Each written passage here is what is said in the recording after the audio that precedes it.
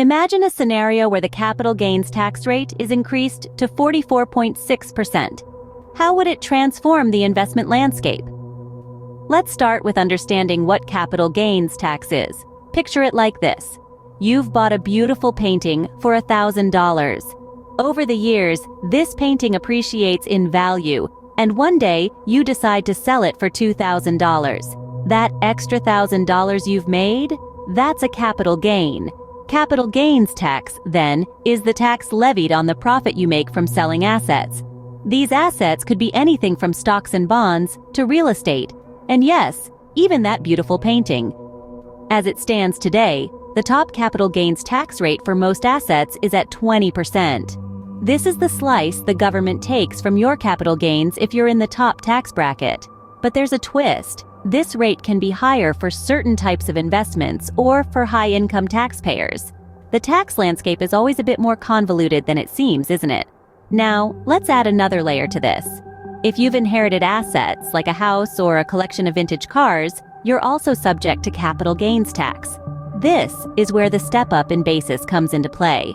The step-up in basis adjusts the value of an inherited asset when it is passed on, potentially reducing the capital gains tax owed. But what happens when the capital gains tax rate increases? And not just any increase, but a leap from 20% to a proposed 44.6% for households earning more than $1 million per year. It's a question that's been making waves in the financial world. Now, let's delve into the proposed increase that is making waves in the financial world. This isn't just a minor change, but a significant shift that could potentially impact investors and the broader economy. So let's unpack this proposal and understand what it means for you and your investments. President Biden's proposal brings a significant increase in the top capital gains tax rate. Let's delve into the specifics of this proposal. The president is suggesting a rather hefty increase in the top capital gains tax rate. Currently, it stands at 20% for most assets. This rate is applicable to the profit made from selling assets, be it stocks, bonds, real estate, or other investments. But under the new proposal, this rate could rocket to 39.6% for households raking in more than $1 million per year. But there's more. You might already be familiar with the net investment income tax, or NIIT, which stands at 3.8%. This tax, which applies to certain net investment income of individuals, estates, and trusts, is also part of the equation. When you combine the proposed 39.6% with the existing 3.8% NIIT, the total capital gains tax rate hits a staggering 43.4%. But wait, there's still more. The proposal also suggests eliminating the step-up in basis for inherited assets. This is a tax provision that adjusts the value of an inherited asset for tax purposes upon the owner's death, effectively reducing the capital gains tax liability for the inheritor. By eliminating this provision, more estates could find themselves facing the capital gains tax. If this proposal gets the green light, we're looking at a capital gains tax rate of 44.6%, a figure not seen since the tax was first introduced in 1922. That's over a century ago. This could have far-reaching implications, particularly for high-net-worth individuals who may need to rethink their investment strategies and portfolio management to accommodate the increased tax liabilities. This proposal, if implemented, would result in the highest capital gains tax rate since its inception. Let's explore this in more detail. A 44.6% capital gains tax rate would set a precedent, reaching a peak not seen since 1922. Yes, you heard it right, 1922. That's over a century ago. This historical context is crucial in understanding the gravity of the proposed increase. So let's take a step back. The capital gains tax was first introduced in the United States in the early 20th century. It started off at a modest 7% and has seen many fluctuations since then. The rate has been a pendulum swinging back and forth, reflecting the economic climate and political ideologies of the times.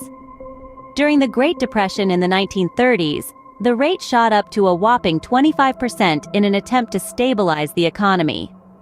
But it wasn't until the late 1970s that we saw the rate climb to almost 40%, the highest we've seen up until now. In comparison, President Biden's proposed rate of 44.6% is significantly higher. This would not only affect high-income households, but also has potential implications for the investment strategies of individuals and corporations alike. Investors might have to rethink their strategies, considering the higher tax liabilities. It's important to remember, though, that tax rates are not just numbers. They're part of a larger economic and political narrative, and they can deeply influence the way we invest and plan for the future. But what does this mean for our economy? Let's delve into the potential economic impact. The proposed tax increase carries weighty implications for our economy, inciting both support and criticism. On one side, proponents argue that the proposed tax increase could be a significant revenue generator. By increasing the capital gains tax rate to 43.4% for households earning more than $1 million per year, the government could tap into a substantial source of income. This additional revenue could then be funneled into various government programs, strengthening public infrastructure, improving education, or bolstering healthcare services. Alongside this, some argue that the tax increase could play a role in reducing income inequality. By taxing wealthier individuals at higher rates, the proposal aims to redistribute wealth and, in turn, narrow the gap between the rich and the poor.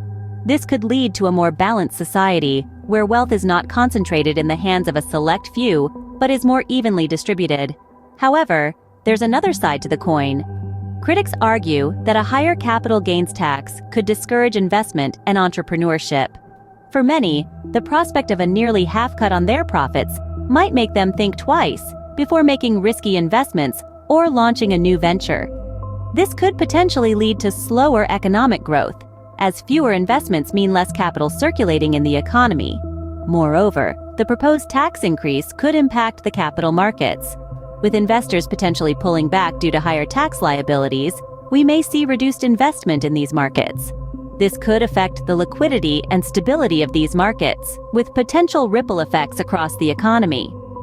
So, the proposed tax increase is a complex issue with far-reaching consequences, sparking a spirited debate among economists, policymakers, and the general public.